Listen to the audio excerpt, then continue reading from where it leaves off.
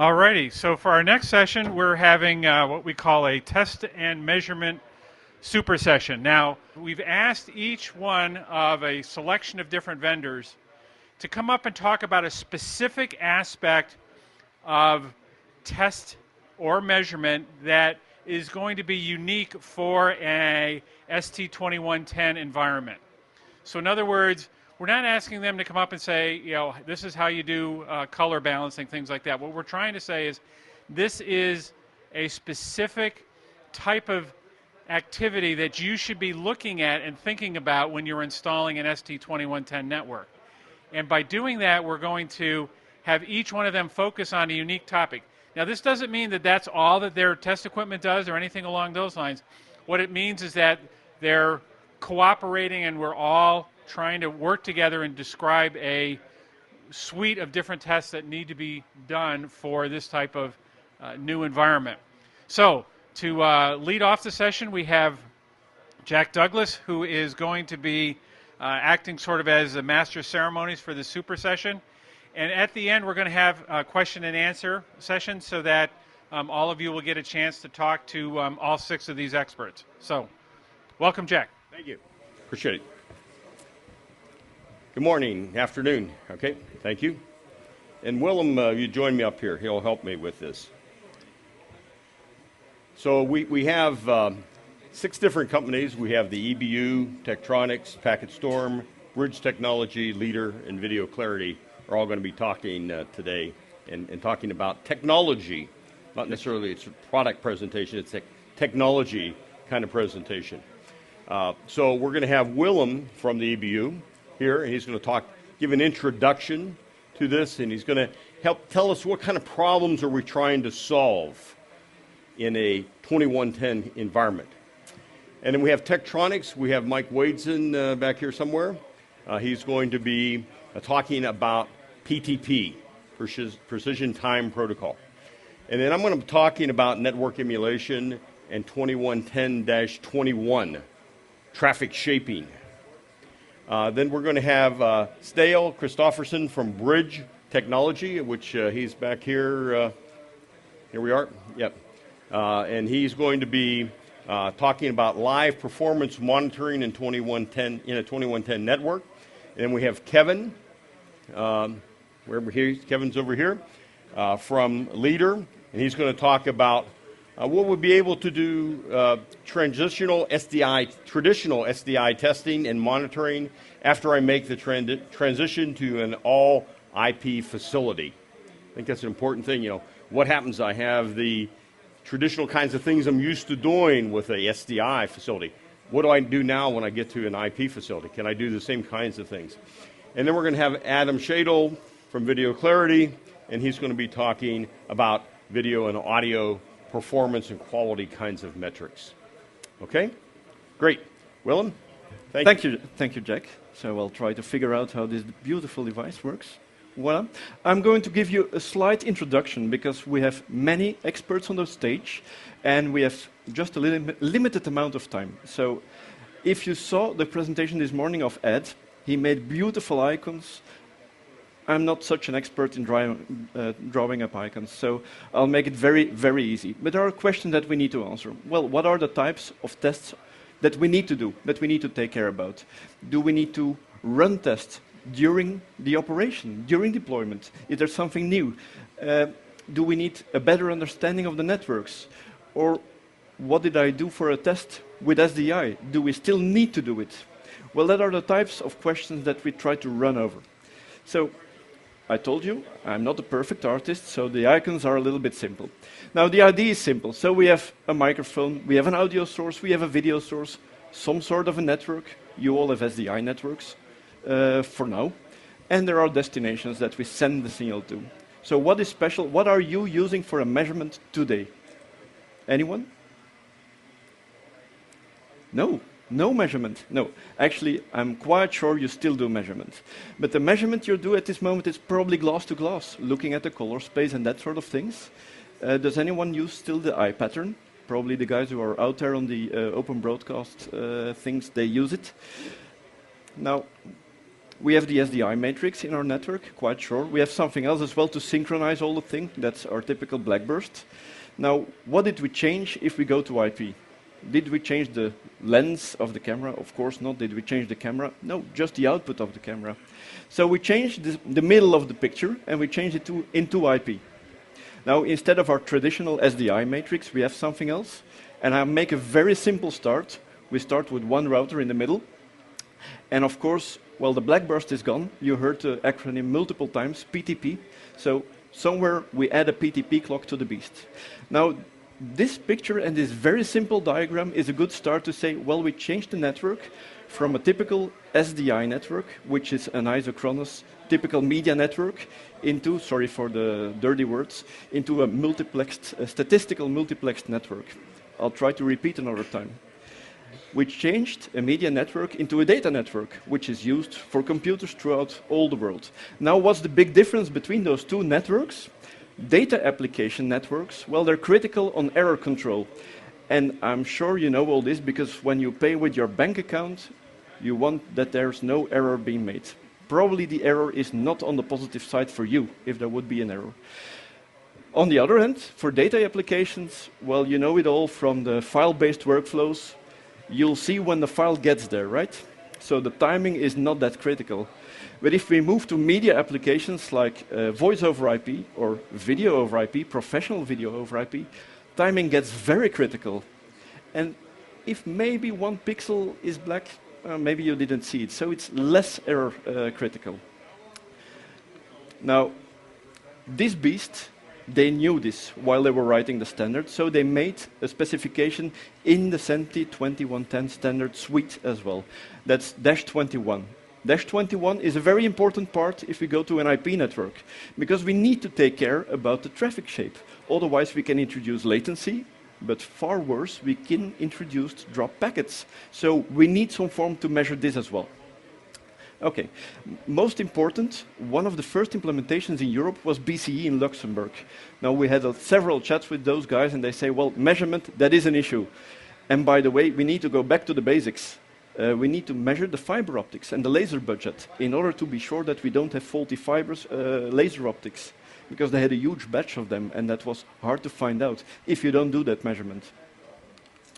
So if we make it a little bit more complex, this is a simple spine leaf network. We still have our PTP clock, of course, but now we can introduce maybe transparent clocks and boundary clocks. So the question is, well, in our new facility, how do we measure this?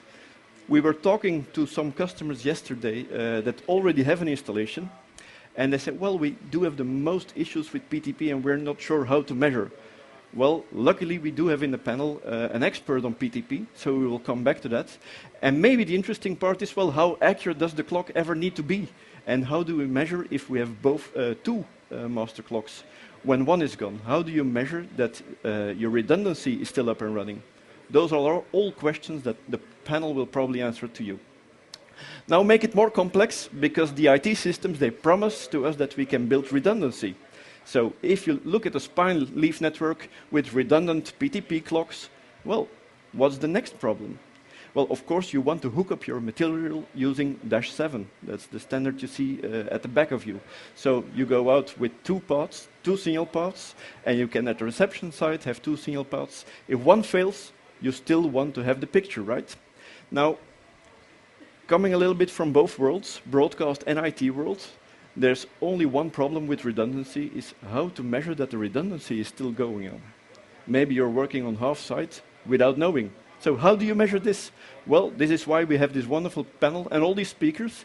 So I would like to say, for the next speaker, come on stage and talk to Mike about PTP. Thank you, Willem. So in this particular case, we have a hybrid primary backup sync pulse generator. So we have two units. One will decide to be the primary unit. The other unit will decide to be the backup. And both of those units will typically be locked to GPS. That'll provide our reference synchronization for time within this system. Then we'll pass the analog and digital reference signals to an automatic changeover unit. And that automatic changeover unit, if it detects a fault on the primary unit, will then switch to the backup and provide and distribute the black burst and SDI reference signals or word clock or AES DARs through the network and the broadcast system. So we have redundancy within our primary hybrid network. And that same redundancy is available within the precision time protocol. And that uses the best master clock algorithm.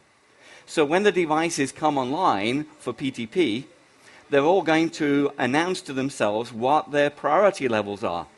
And those priority levels will then allow us to determine which value should be set for primary and which value should be set for backup.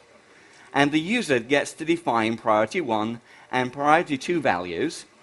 And so in this case, if we set all the priority 1 values to 128, that means it's going to be a draw across all the network devices, and we go to the next round. And that next round is set by the device itself. It sets the clock class, the clock accuracy within those particular pieces of the system. Those are defined by what the device is locked to. So in this case, if the devices are locked to GPS, that gives us a clock class of 6.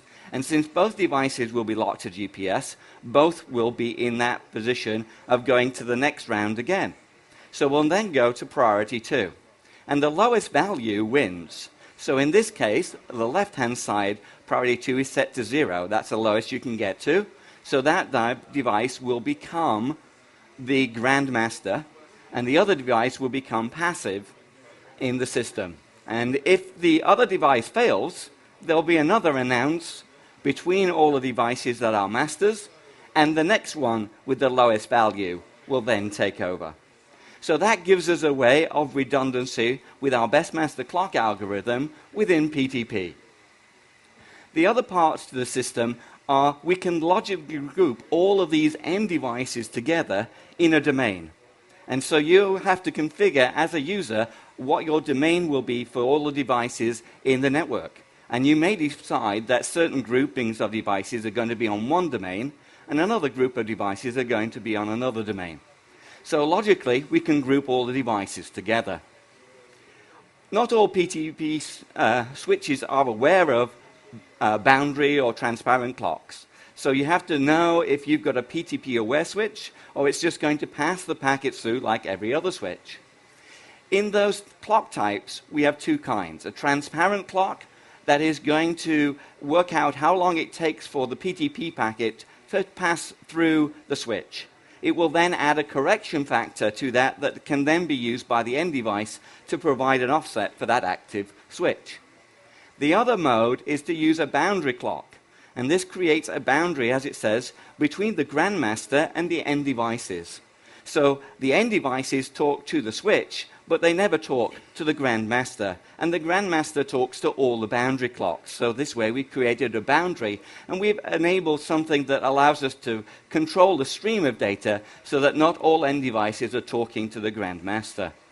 So those are the ways that we can ensure that we have a variety of configurations set up for our PTP system.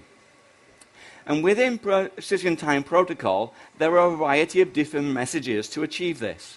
And so we have event messages which are time-stamped, and general messages which are non-time-stamped. So in this case, things like the sync and the delay request are time-stamped values, and we send those messages at a specific rate. And those rates are defined by the various standards like SMPTE 2059 or AES 67. There's also an harmonized version in AES R16 for allowing devices across a media network of both audio and video. So we have these messages, and then it's important to set up that all devices are using the same message rates. And you can enter those values in a variety of ways. For instance, the sync messages need to be sent at 8 per second. So that can be set at 8, or it could be set at 0.125, or it can be set in the log base 2 at -3. So you have to know what type of value the device is expecting to enter within those configurations, and they all need to be set to the same value. Precision Time Protocol is a cornerstone of synchronization of our media network, and therefore we need our devices to be locked to PTP. Once they're locked to PTP, they're going to provide a timestamp, and that timestamp is going to be embedded within the RTP protocol to allow us to provide a synchronization for the video and the audio. And we're going to use a 90 kilohertz rate for the video datagram and a 48 kilohertz rate for the audio datagram. And then these values, which are sampled in the RTP protocol, then allow us to carry that information to the end device. And we then use it within the end device to ensure that there's synchronization between the video, audio, and data. So as you can see, there's a wide variety of things that we have to configure when we're doing PTP. And so the first thing of those kind of things that can happen is when we boot a device up, it might come to some default domain.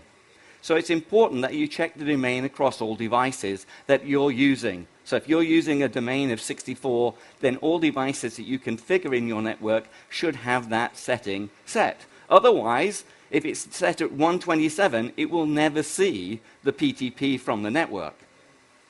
Also, you need to check the message rates. It's important that the announced messages are happening once per second. If they don't happen at every once per second, there's a timeout value that's set. And that timeout value is typically 3 messages. So if we don't have the rate set correctly, it's possible that that announced message won't happen, and then we'll have to switch to another master. So the checking of the messages across all devices is important. When you have a problem, you might want to look at the Grandmaster ID. This is the MAC address of the device. You want to make sure that that's the primary SPG that you're using. So it's a good idea to put a note on the SPG to say, this is the value that that device has. And then if you also see it start to toggle, that may mean that there's a change happening between a boundary clock to a Grandmaster, or another device is taking over in the network. So it's important to make sure you've got a stable clock ID within the system. Then if you're using a boundary clock, each of the values for domain, for the message rates, and the priority levels need to be set for that switch, and those ports need to be enabled for PTP. So there's another possibility of error within the system if you haven't got all of those things configured correctly. We also want to make sure that we have good quality of service. So we want to prioritize the PTP messages over many of the media packets. So we need to set up a DSCP so that we can prioritize the PTP over the network. And then we can monitor those particular parameters, checking for the domain, checking for the master ID, and ensuring the quality of service. Finally, you might want to ensure that you're actually locked at the end of the chain. So you can use the timing display to basically ensure that your incoming signal is locked to PTP or it's locked to a blackburst reference. So that then ensures that you have correct timing across the network. The other thing you can do is extract that real-time protocol and compare it to PTP in the end device that you're looking at. So you can then look at the stream timing between the video to PTP or the video to RTP, or you can look at the stream timing of the video and audio and correlate those together to ensure you have synchronization. So there are a wide variety of parameters that you can configure within PTP, and it's important that you have consistency across the network. So I hope that gives you an idea of the necessary requirements for ensuring synchronization across the network. And hopefully we'll have the next presentation on in a moment. Click it one more time. Thank you, Mike.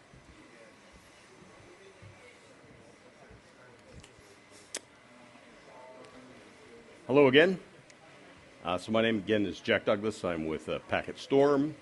What I like to do is talk about network emulation and 2110-21 measurements. So behind you on the wall there are a couple demonstrations. I'm actually going to talk a little bit about what's going on there and the kind of measurements and the kind of things that you might want to do here. So one of the things that you have is 2022-7, which is hitless, seamless protection or link redundancy. So I actually, for 2110, can send the data over 2 separate links to make sure that nothing happens if one of the links go down. So if I pull one of the links, the video goes away on an unprotected link, but on the protected video, it stays there. If I take the link out on the other side, again, the protected video stays there, and the other link goes away. But if I take it out on both links, then I lose it altogether. Now that's one way to test 2022 Type-7 types of video.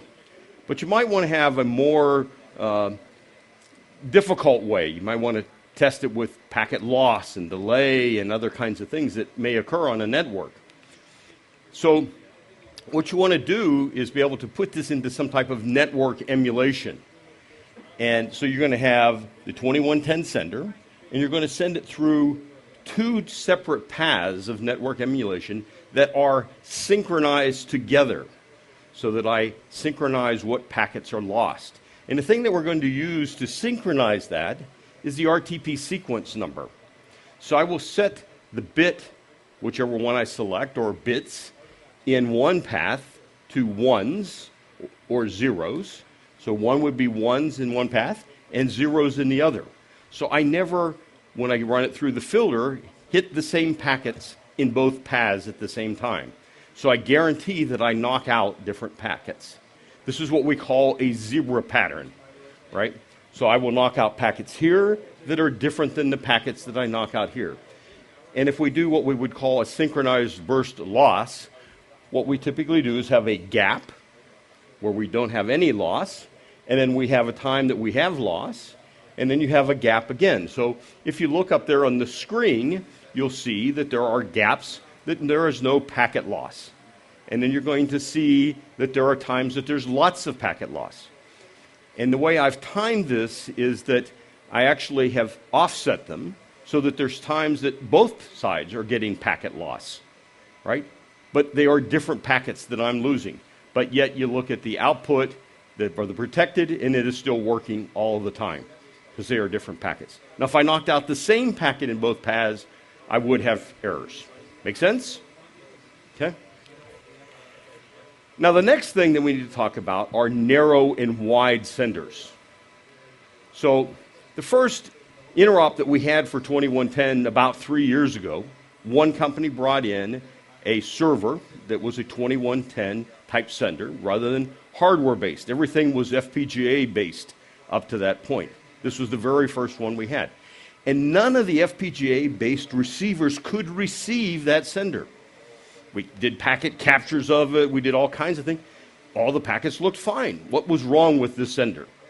What turns out is, they put the packets out to the Linux layer, and it sends out a packet whenever it wants to, whenever it's able to, because of all the other things it's doing. So sometimes they're very close together. Sometimes they're very far apart. And so I end up with jitter, basically, on those packets. So we have what we would call narrow senders, and we have wide senders. Okay?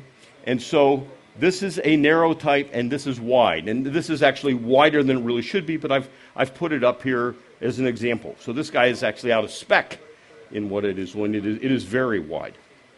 Okay? Now, the other thing that you want to do is you want to look at the packet read schedule. So this is telling exactly when the packet should come out for an entire frame of video.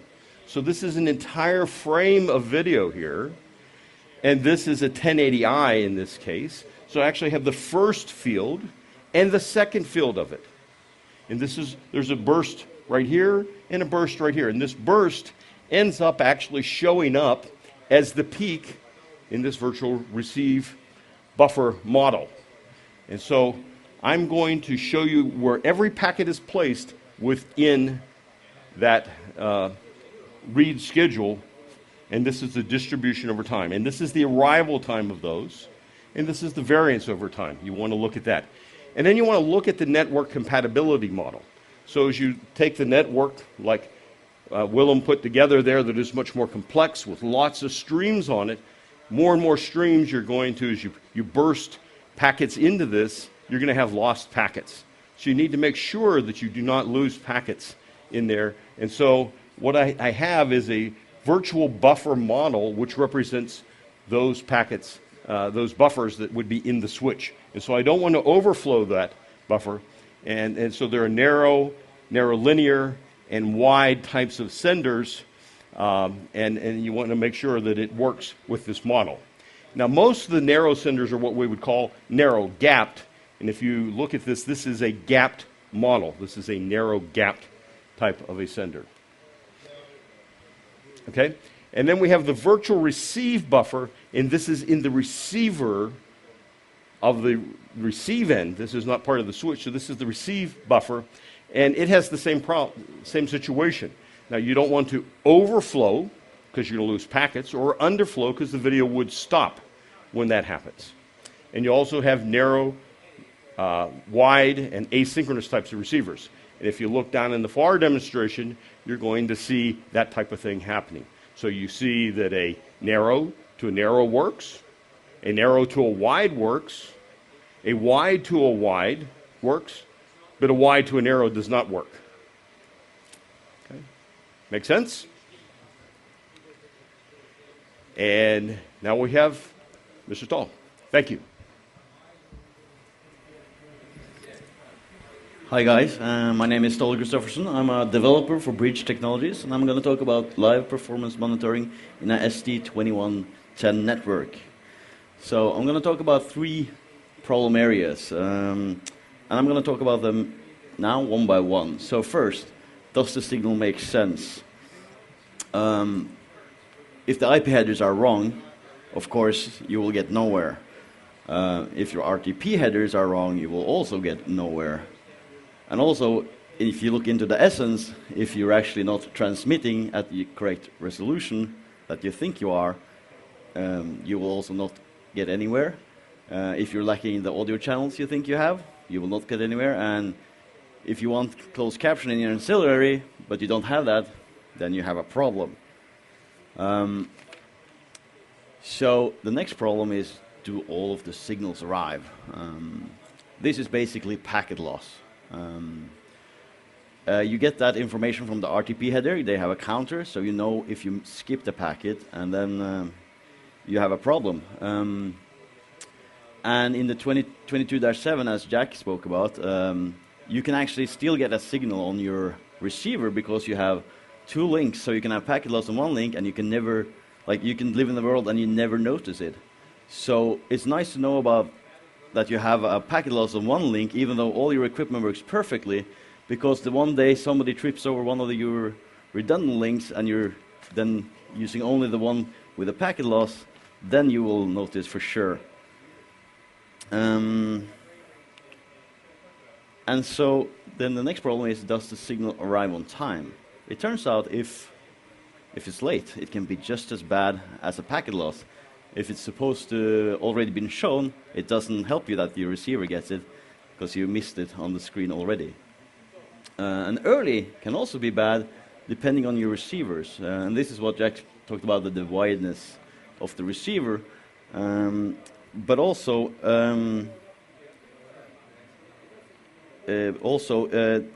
it could be a problem with your network, because if you're bursting it out, your network eventually will struggle with keeping it all in its buffers. So early can be bad as well. So now I'm going to look at how the signal errors look. Let's start with the first one. So here is a fine signal. It's been up for 22 hours. There's nothing wrong, no malformed headers, and everything's fine. Here we have a test in our lab where it turns out it says the packet is one length in the IP header, and it's not. So most equipment will drop that packet, so this doesn't show up at all, even though you have bandwidth, you have all of your packets. And this, it might be good if you're expecting a 1080p 50 signal, but if you're actually looking for 4K, then of course this will be very bad. So the next problem is the signal drop, and that looks like this when there's no drop. It's all green.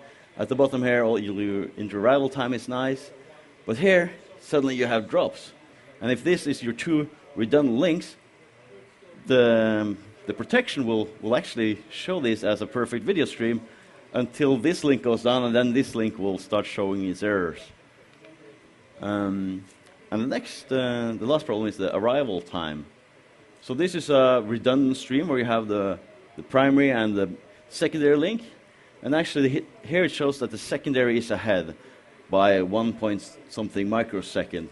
And that's not a problem because it will never be perfectly synchronized. But if that starts to get out of sync, then you will also have problems. And this shows the path delay, which is basically the TR offset, the time from when the signal was acquired until you see it on the receiving end. And as long as both the transmitter and the receiver is synchronized to PTP, this should be a smooth, straight line at quite a low number. For video with no processing, this should be around 700 and something microseconds. But here you see another transmitter that obviously has lost its PTP synchronization.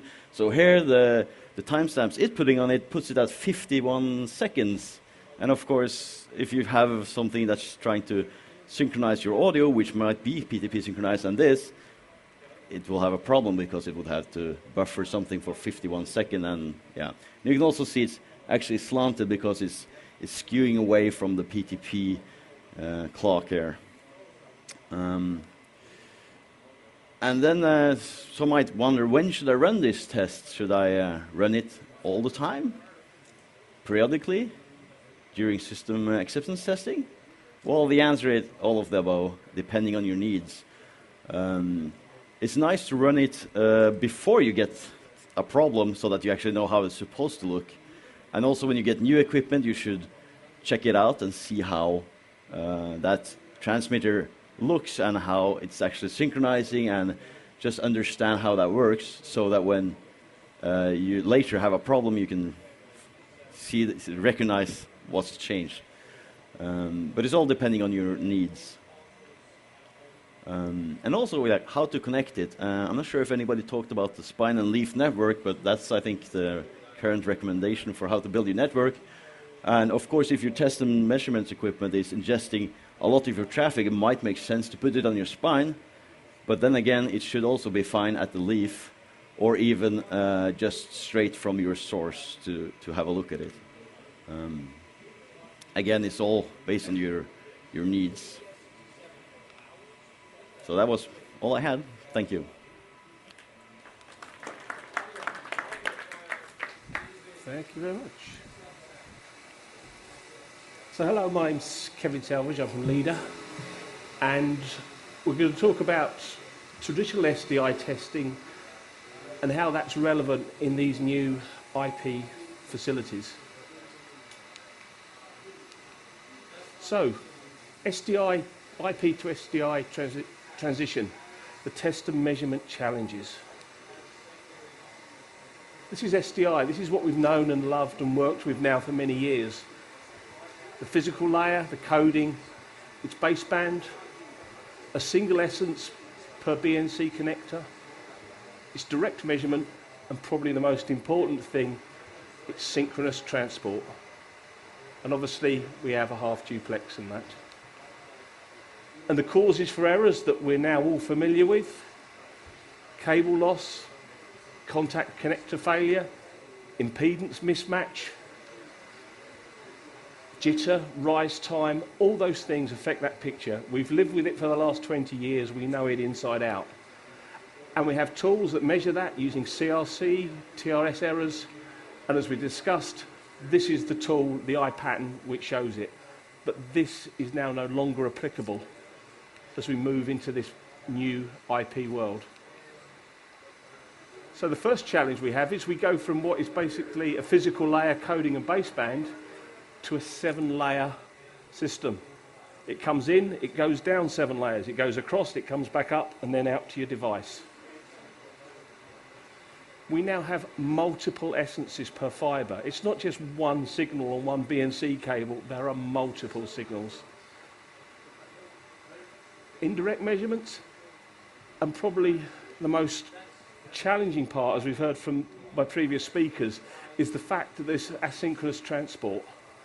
Now, the networks let you send as much as you can, and if they can't contain it, they bottle you back up.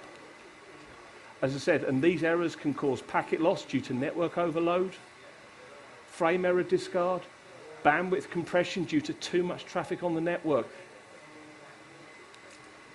And we now have a new set of measurement tools, like frame checking sequences, where we're stamping information into each of the packets so that we can identify that they've turned up at the right time in the right order at the destination.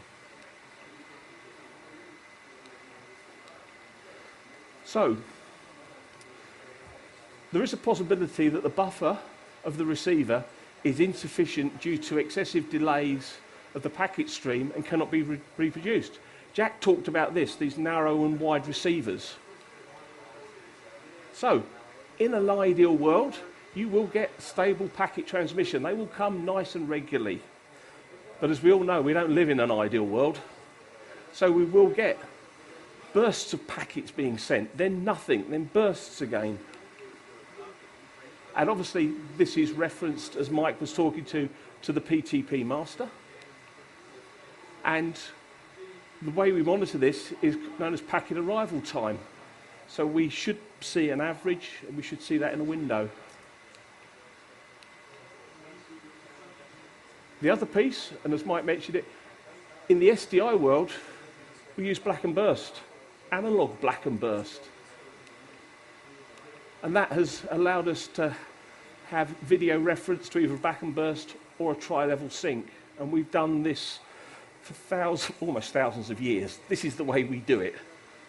But obviously we now move into an IP world, and the synchronization of the video, audio signals, and auxiliary data have to be based on PTP. We're now sending them in all different directions. They're going through different devices, different processes. If you've been around long enough, the splitting of video and audio is not new. We did it with analog audio. It went a different path, it came back together. We're now doing it over an IP transport stream. And as we said, the playing of video and audio using the RTP stamps, knowing when it was derived, stamping it so that when it arrives at its destination, we know it's in the correct order and the correct sequence. So, we move, as I said, to PTP timing. A measurement of the time synchronization accuracy of PTP is based on the SIPT epoch, going back to 1970. At that time, so we know exactly how many frames have been created since that point in time. And that's the system we're using for the arbitrary timing of the systems. Many of you may have seen this particular diagram before. So this is how the time synchronization for PTP is achieved. You have a sync signal, which is transmitted from the master at this point. It arrives at the slave at this point. Then you have a follow-up signal that's sent, which arrives here. Then you have the delay request sent back and the delay response. So, in an ideal world, the synchronization accuracy is going to be less than 1 microsecond. And the phase of PTP video, phase of PTP audio are stable. And there are tools here from a number of us that will allow you to see the various calculations for the time offset and the delay offset. And we will display those graphs over periods of time, whether that be a very short couple of seconds or it may be many days, to see if your system's drifting or if you've got cumulative errors that are creating problems. I hope that helps. Obviously, we'll be here for questions at the end. I'd like to hand over to Adam now. Thank you, Kevin. Hello, I'm Adam Schadle with Video Clarity. Would like to talk a little bit about video and audio performance and quality methods, focusing on how you can use picture and sound objective quality methods and tests to understand network behavior. There are many ways to measure picture and audio quality. Using objective quality metrics, there are generally 3 types that are used. The first is no reference, which is not having a reference signal to measure quality against to the downstream version. And downstream testing can be from the source using no reference. Some other method is reduced reference, so taking some data from the source and then adding that to a downstream measurement. The next one is full reference measurement, where you take the full signal, video and audio, and potentially data from the source and measure against a downstream point in the network or outside the network to judge picture and sound quality, or even data loss of any type, that being anything from time code or ancillary data that might be in the network. So as these are generally being applied in an ST2110 network to uncompressed video, what you can do is apply performance metrics that are more calculating a mathematical difference between a source coming from server, camera, on-air live source into the 2110 network that then may be passed down. So the idea is that you're always able to, in a full reference method, decide the actual picture quality and or performance through the network very, very accurately. So we have an ST2110 network that actually focuses on transmitting uncompressed media. Does that mean that the media is always passed through the network accurately? Possibly not. So these test methods are more accurately, again, done with a full reference method. So in order to do that, what you would do is sample the source, possibly as a recording or in real time continuously for a long period of time, or as long as you need to test whatever process or whatever path you want in the network. This is a very simplified diagram, taking the source and allowing a signal, video, and audio to pass through the network, in which then you sample the downstream version. This lower part of the diagram is showing an example of how you would see a session measured for quality using peak signal to noise ratio. Peak signal to noise ratio is giving you an absolute mathematical check of the source of every frame to the downstream version. So that allows you to take that signal and actually measure the quality not dependent on the network. Basically, the network path inside the network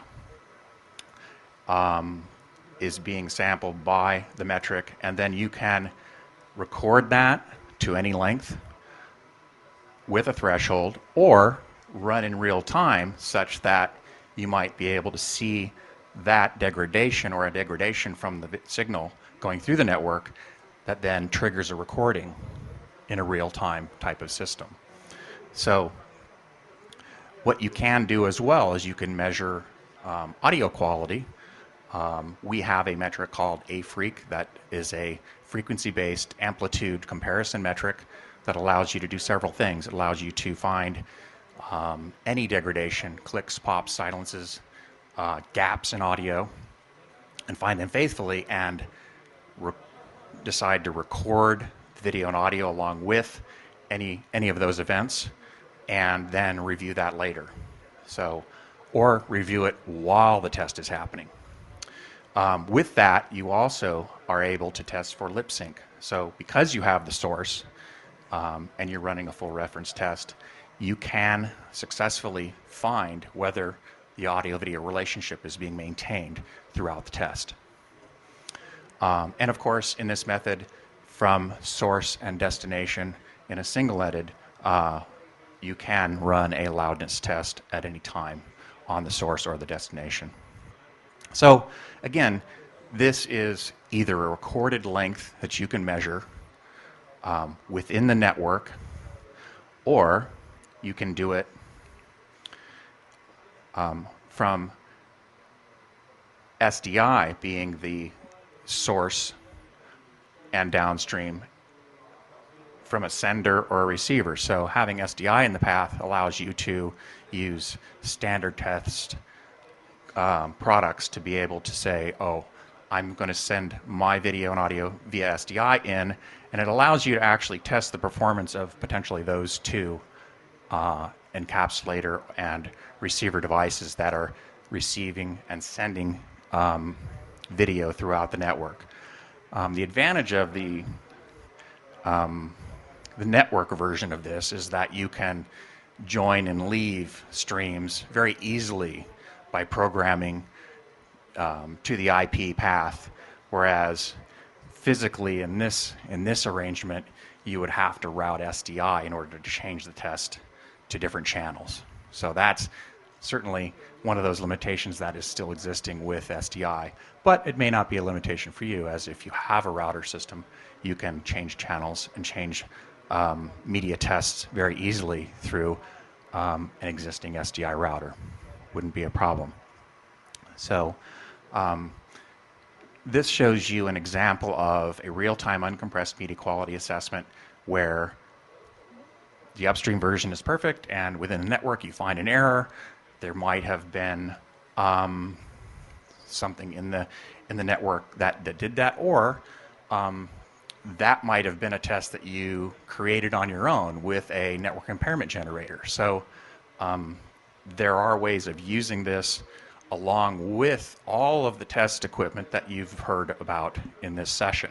So a reference model test situation allows you to apply all the methods that you're hearing about today and layer this on top of that, because basically what you're doing is taking the signal that's going into the network and coming out of the network and measuring that and potentially being able to record anything that happens. So another part that I'd like to touch on is in the ST2110 domain, we're talking about uncompressed media. So really in-plant, uncompressed. In a delivery network, what you tend to do is MPEG encode the video. So full reference methods of testing video and audio quality have been applied to help people judge picture quality very, very accurately to what a human would think the video and audio quality is.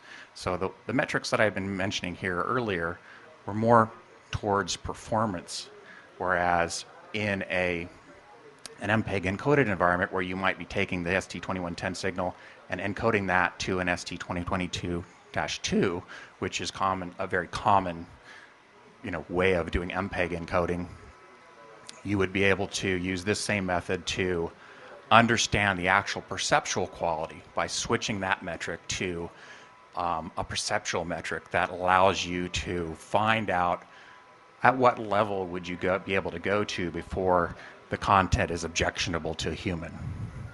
And this is a very, very, very easy to apply and accurate method for testing video quality once you're actually MPEG encoding your media for delivery. And again, most perceptual metrics are doing a differential scoring system where down is good and a high score is bad. So also in a review step, once you've recorded these videos or impairments or degradations, you can compare them visually. And a lot of decisions are made based on a visual comparison of video and audio once something happens or once something is recorded. Once you decide what the bit rate is of your delivery, you can do a number of things to compare video and audio with your own eyeballs. And that's what we would recommend from Video Clarity, is to make your decisions based on what you see and what you hear from the network. Thank you very much. What kind of questions do we have from everybody? Anything? All right, so I'll start off with one. Sure. So for all the different types of testing that we heard about today, which ones are things that we want to do all the time, continuous monitoring, performance monitoring, And which are the types of tests that we want to do before we get into service? So acceptance testing or conformance testing to a standard. What types of tests for each one of you really, should be done when we're certifying a piece of equipment to put in our network, and which things should we be continuously monitoring as we're live and producing video? So, Okay, I'll try to kick off because when you look at the back of you, there's a JTNM roadmap. And to be honest, when we were at EBU looking at the standard and we thought, well, why are we moving to IP? Well, it only makes sense if we go to these virtualized worlds. So if we have software-based standards. But all of you know, if you have software at home, of course you do have a computer, it needs to have updates all the time. So if we're moving to a world that we see updates all the time, I think we need to move in continuous testing. Because if you have a new application, all bugs can reappear in the application. So think about the network and the burstiness. So that are the type of tests that at the base level, I think that should be done on a continuous level as well. All the other APIs that are introduced, if you reintroduce errors, then your whole plan trips over. So I think we'll not move into just a test before deploying, but we'll move more into continuous testing as we move into continuous deployment as well. Maybe there are other thoughts to this as well. I mean, I would agree with that, the kind of continual testing and monitoring.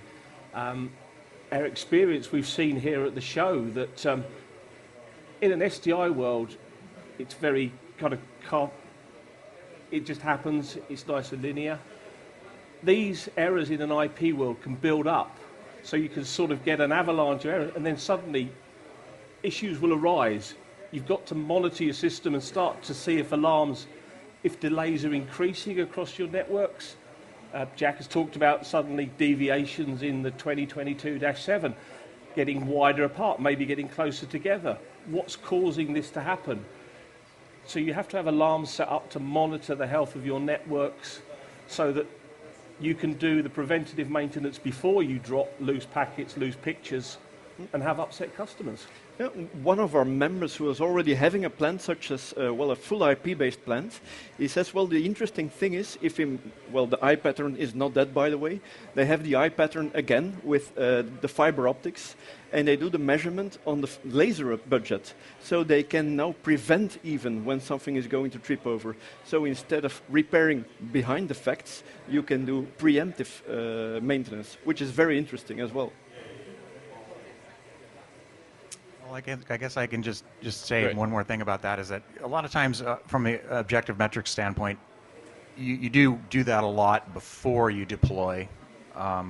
There are, depending on how you balance the testing that you do for the network itself, you can probably do a very good job of understanding the characteristics that might affect the picture and sound quality, such that you may not have to do objective metrics as much, and you can say, I have an in-band, test solution that might, be able to effectively tell me what diagnostics and what characteristics might affect the picture and sound quality.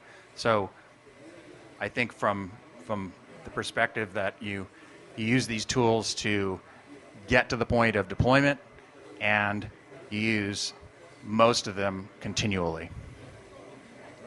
Yeah, I have kind of a comment. So I really see it as not just two stages. There are really three kind of stages. You have the first stage where you're evaluating equipment. You're qualifying equipment, right? And so you need equipment to test vendor A, B, and C for your particular needs. So you want to qualify and you want to be able to make lots of different measurements and cause impairments and things. That is first stage. Then the next stage is I'm really putting my network together. I am pre-staging it, so to speak. And so you need to be able to look at it and monitor all those things then. And then you have really the third stages, which is where I've deployed it and I want to do continuous kind of monitoring. And some of these metrics we've talked about really apply to all three of those stages. And I think that's what you had talked about. Yeah. Right? I don't want to necessarily just have it in one of them. You really need to be doing this all along in all three stages of that. Okay? I think we had a question down here. Who has the microphone here? How do you see test and measurement differing for WAN-based deployments as opposed to LAN-based deployments? Maybe I'll start by an answer on that. So 2110 today is really intended mainly for a LAN campus kind of environment.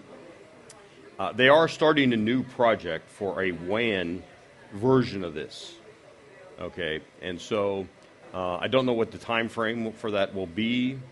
I don't know. Rick is here somewhere. He might be able to. Do we have a Bob? Do we know what the time schedule is planned for the WAN version of 2110? What the estimate was? That group will probably start up as soon as IBC is over. It's going to be a new activity group.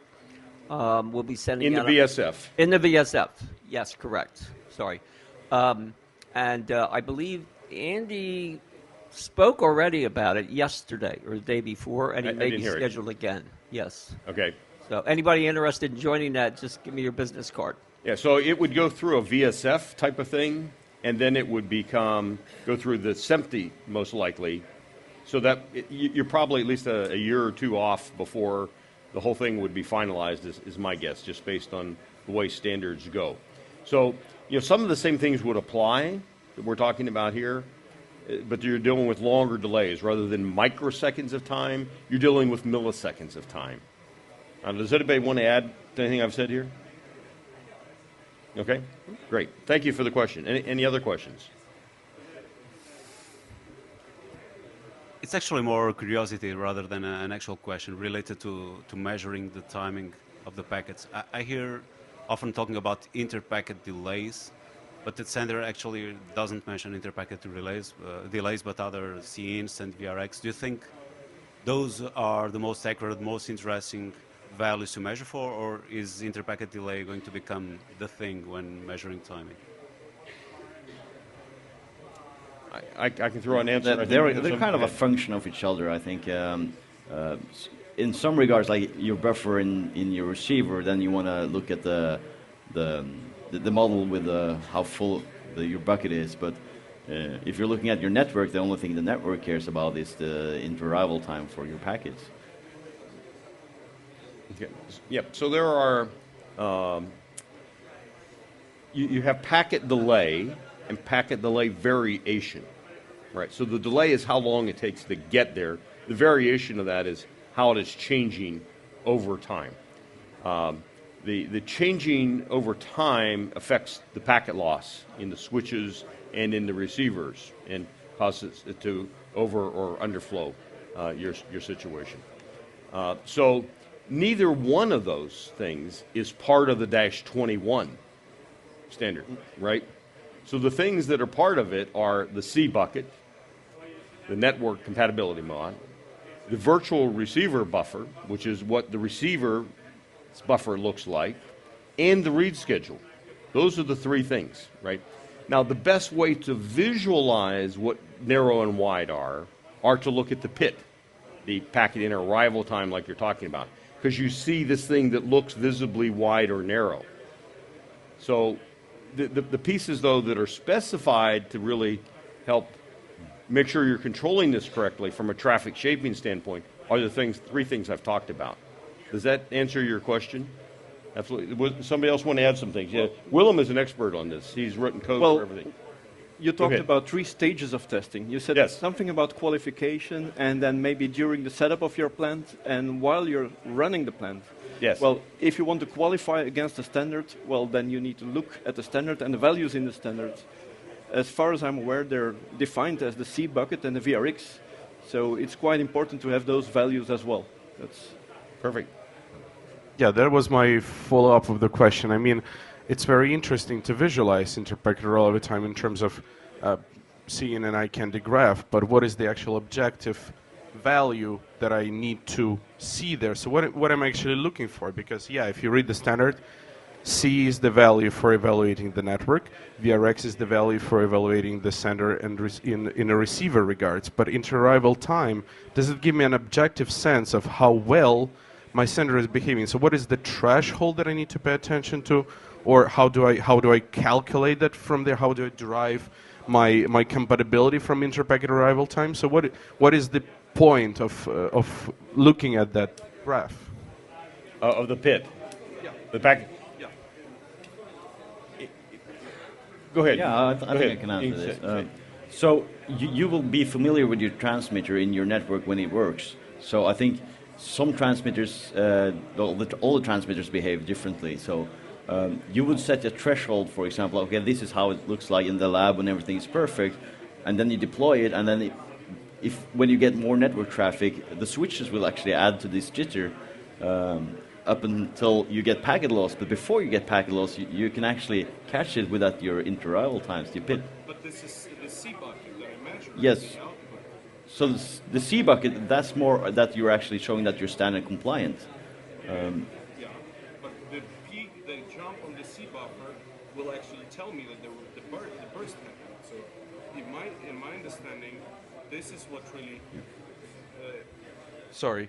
So in my understanding, when the buffer happens, you will see the burst in a C graph, right, and of course the VRX graph. And this would be, in my understanding, the objective measure of, yes, the burst happened, and this is how the network reacted, and I actually jumped out of the spec for this given point of time. So, but remember that the C bucket is also specified at the transmitter, I believe. So yeah, but if I put a probe on the other side of the network and measure and do the calculation of the C, then I will see the effect of the network on the buffer and how actually my network performed in terms of the compliance with the network. Yes. Okay. Yes. So I think to kind of answer your question, the PIT, the packet arrival time is a good visualization of what I mean by wide and narrow, which is the description that they give for these types of senders. If I look at a C bucket or VRX bucket, I don't see anything visually wide or narrow from that, other than that the bucket overflows or underflows. But Dash 21 specifies exact, precise values for that. Absolutely, it is the way. It is absolutely the correct way, as I talked about. There are three things specified, right? The read schedule, the C bucket, and the VRX. That is the way to properly measure it. To visualize what I mean by wide and narrow from the jitter standpoint, PIT is a good visualization, but it is not the measurement specified in Dash 21. And I think that answers what you're asking for. Okay? Yeah, so we would look at it in a way to look at a narrow or a wide and determine that, and then we go in and set our parameter in the configuration to then make our parameters either for a narrow or wide receiver, and then that then determines our threshold. So we will then alarm if it goes above those thresholds. C, VRX, and read schedule are the best things to look at. All right. We will make a T-shirt. That's it. All right. Is there another question? We got one here. Yes, it's regarding the Best Master Clock algorithm. What? The BMCA. Okay. Best Grandmaster algorithm. Yes. Are there any plans on enhancing that also to add in functionalities if there are issues in the boundary clocks, for instance? Because we have seen issues with the boundary clock, a spine switch generating issues, but the BMCA does not take that into account and actually alert the end equipment about that. So there are some works going on to add additional parameters to PTP, but that work is ongoing at the moment. I don't think there's anything specific there to change the Best Master Clock algorithm. That's pretty much part of that process.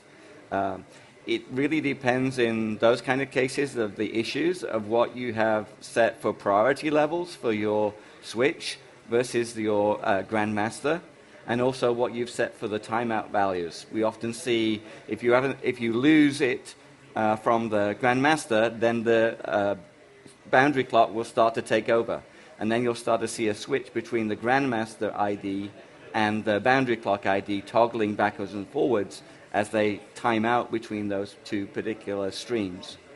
So you can identify that, and it's a double case to go back and check your configuration to make sure you have priority levels and your timeout set correctly across the parameters and your announce message rate set correctly.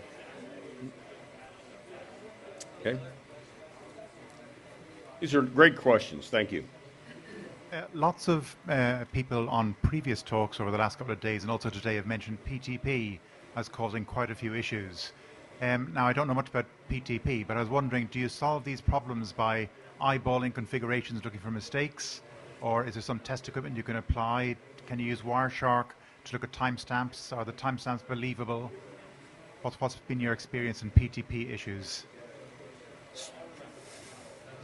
So as I mentioned in the talk, there are lots of different configurations that can be set up. So you've got domain, you've got the message rates, all of these parameters you need to configure, and they need to be configured correctly for each end device, and then for the ports on the switch, all of those need to be set correctly. So there's a potential for errors to happen when you power up a device and it's not on your domain. And it just appears, and then you're wondering why it's not communicating with the Grandmaster. It's because it's not on that same domain as the rest of your network. So there are potential for errors in those cases. A lot of those happen typically when you start the network up, because those things are not configured correctly. And then once you have it, like here, all set up, then it will just run along quite happily. Yeah, I think it's really in the pre-staging, so to speak, that you have your biggest challenges in all of this. Once you've really worked out your network topology, you've worked out the grandmasters you're going to have, how all the equipment's set up, then it should run, I think, fairly smoothly for you if you just kind of keep monitoring what's going on.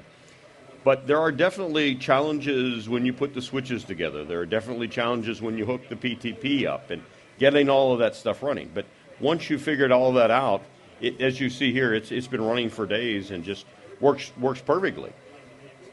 Okay? I think the piece I'd add to this is it's the planning, that initial stage. The great advantage of going to this consumer off the shelf is the expansion, the future expansion, the growth of your business.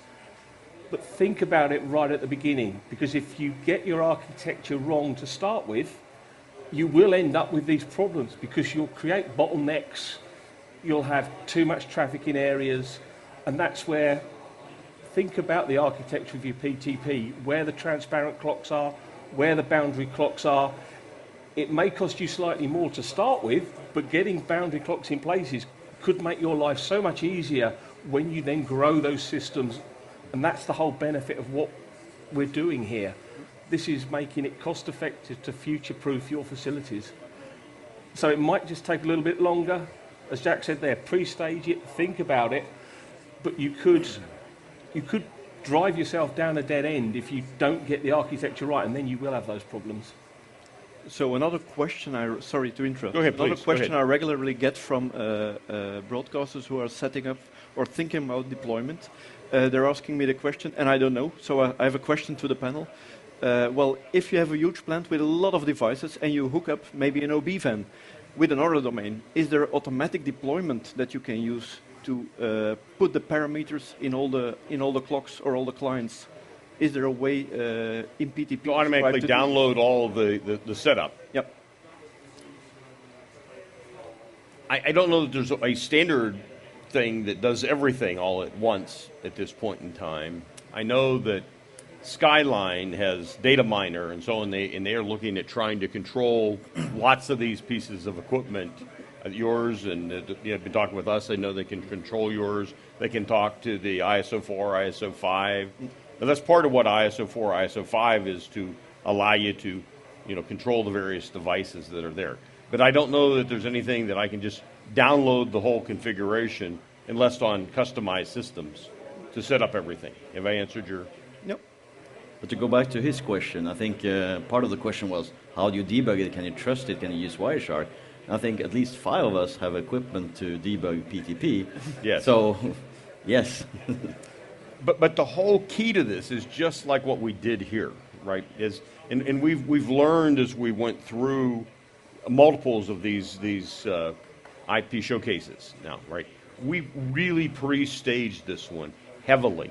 We planned everything, what went into every rack, where every wire went, what was in every display, everything was all pre-planned, right? And we came in and it all just ran, right? And we were done early. We've never been done early with a thing. So that is really the key to getting your whole plant working the same way, right? Plan it, put it all on paper, figure out exactly what you want to do, have qualified all the stuff that you want, like we talked about, use the stuff to test it. But if you plan it well, it will run well. Make sense? I think we had a question back here. Yeah. Is there any, this might be a bit of a wishful thinking, but from an engineering point of view, engineers in the typical broadcast facility usually have a scope or a rasterizer to analyze signals on one end. But going IP, we're at the mercy of the transport, the network as a transport layer for signals.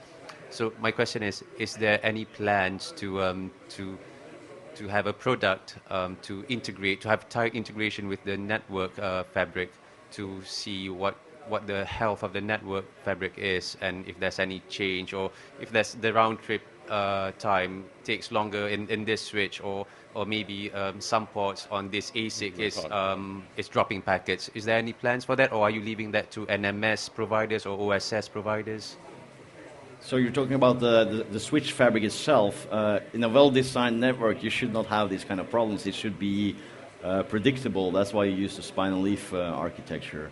But of course, with the network monitoring equipment, you can always look at the health of the network, and you can get early warning signs that your stuff is starting to have problems. Your link are starting to get congested. But I'm not sure if you want to have this integrated into the switches to pull the data from them. I know they have. Most of them has got SNMP exposed. So is there any plans for you guys yeah? I know we've looked at using their the protocol where they can transmit back all their statistics and also a sample, like one of our out of 100,000 packets from every stream, in a way where you can build up a kind of a network topology map of what the hell is going on here. And we've looked into doing that sort of stuff, but if you have any input on how you want that to happen, I guess. I think the piece is we're all on a journey here. And I would say from what I saw at NAB and the questions I was asked to what I'm being asked now, in 6 months, we've come a huge way. We will probably have, it's like peeling an onion, this. As we dig deeper, we find more things, more that we need to do. I've been talking to some of the switch manufacturers. They've got some ideas now, because this is new to them, what we're trying to put through in the volume of traffic, how accurate we want it.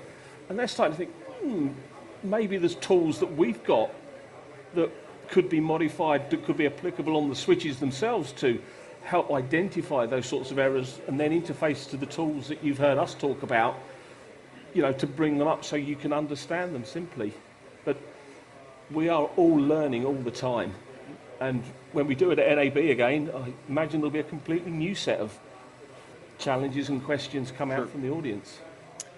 So Skyline, as I talked about, is probably the closest that I've seen, and they've participated in some of this stuff, and they are using, most cases, REST or something like that to talk to the equipment rather than SNMP, and they are trying to kind of integrate that. But I don't know that it's into the switches you're talking about, that the switch is doing all this probing for it. I guess the short answer is there's no formal thing to pull all this network stuff. We all have equipment here that has the ability to make these measurements, but nothing that fully integrates it into one thing. Does that answer your question? Maybe not the answer you want to hear yet, but I think that's the current case. Was there anything else from anybody? These have been excellent questions. So while they're thinking, I have a question. Sure.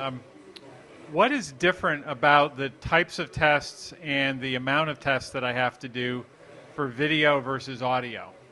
In other words, You know, a lot of the things that we've been talking about are kind of video-centric testing, but as everybody knows, that a video signal without audio is just a nice flickering light to read a book by, right? Yes. So what are we going to, I mean, you know, obviously we're going to care about synchronization, but, you know, audios, we tend to have more of them. They're lower bandwidth. How does that change what the job of the test equipment manufacturer is? I think it's mostly the same, except that you skip the difficult CMax, VRX Max bucket models. Yes. Otherwise, it's just as important. Adam may have some There's things. no buckets in Applying no buckets in audio. What you've done in normal baseband networks with SDI is a very important thing, right? Because you want to have a performance understanding of how you're getting your signals to the network and apply those. Now, a lot of times, you know, the audio now is moving to higher and higher channel counts, and so that you know, we're mostly like focused on counts that are delivery counts that might be under 8 channels or at 8 channels or something between 8 and 16 maybe, but you may have to apply something in the audio domain alone to count up, to do higher and higher counts at once, right? For instance, our real-time system has a max of 16 channels. That's what SDI has right now. So we're at the max of SDI today for our real-time system and our recorder or analyzer products. So as we get better and better at applying new interfaces, applying the network interfaces, which we have done, we've done the current 2110 interface capability that's available today, and as that gets better and better, or having some specification for higher audio channel counts, we will be able to apply those almost immediately. Okay? Well, I was talking, you said, oh, the IS doesn't have any buckets, and that's exactly true. And we were talking to one of the members. They are building, well, in Canada, you can guess who. And they said, well, actually, we've been very funny. Audio works all the time, but I think we need to dive in these bucket models or the inter-arrival time for audio as well, because they expected lower delays, and when they dived a little bit deeper, they saw there are issues. So I think from the EBU point of view, we have our list tool here that measures CMVRX, and we'll try to come up with something to measure a similar thing for audio as well, and try to bring a proposal to dive into these details as well, because it's very important if you're into in-ear monitoring with digital audio as well. So anybody? So what about video and audio synchronization? Lip sync. How do we handle that in a network where they're going over 2 completely separate flows, possibly through different switches? That's solved by PTP synchronization. All your media is timestamped when you acquire the signal. In theory, it doesn't matter if it uses half a minute through your network. You should be able to synchronize it because you know exactly when the data is from. Okay. And when it doesn't, what do we do? Then you fix your PTP. Okay. So at one point before we, as we were setting this whole thing up, we actually did have an audio-video part to this demonstration, and we didn't really have enough wall space to add everything. So there was a thing where we actually delayed intentionally the audio from the video. And then you could see, as a result of PTP and so, that the receiver actually puts the audio and the video back in sync with each other, even if I delay it in milliseconds of time, significant amounts of time. And then with Adam can probably talk about this, there's ways of measuring that lip sync to see that it is okay. So it is an automatic thing that happens with 2110 because of the PTP, but there are ways of measuring it, and there are ways of introducing it to test it to verify that it's really working. Go ahead. Yeah, and so what we do is we really take a baseband method to, not using network synchronization. We're taking the frame time and we're saying the source has a frame coming in, and we have an alignment technique for that, either after the recording or in real time. So we're really using our own methods to, and a lot of people have these methods of being able to measure frame to frame, source frame versus downstream frame, and it's not dependent on the network. It's really taking that, that frame. A lot of times today we use SDI as a control method for saying, is the lip sync correct? Because as we develop the interfaces for the 2110 network, maybe my new interface that I'm putting into my test equipment isn't quite, rock solid yet. So I want to use SDI. We've used SDI in the interops that we've done over the last 2 years. We've used SDI as a control point for the audio-video relationship to be doing a successful lip sync test through all of the development of everything you see here. So that's just the way we've done it as we've migrated, when we find that we can get, successful test equipment built, we use the previous technology to actually get to the point of being able to see that we're accurate and we're doing a good job in these new architectures. Okay. Anything else before we end? These are all excellent questions. All right. Thank you very, very much. Okay. Thank you, panel. Thank you. You did a great job.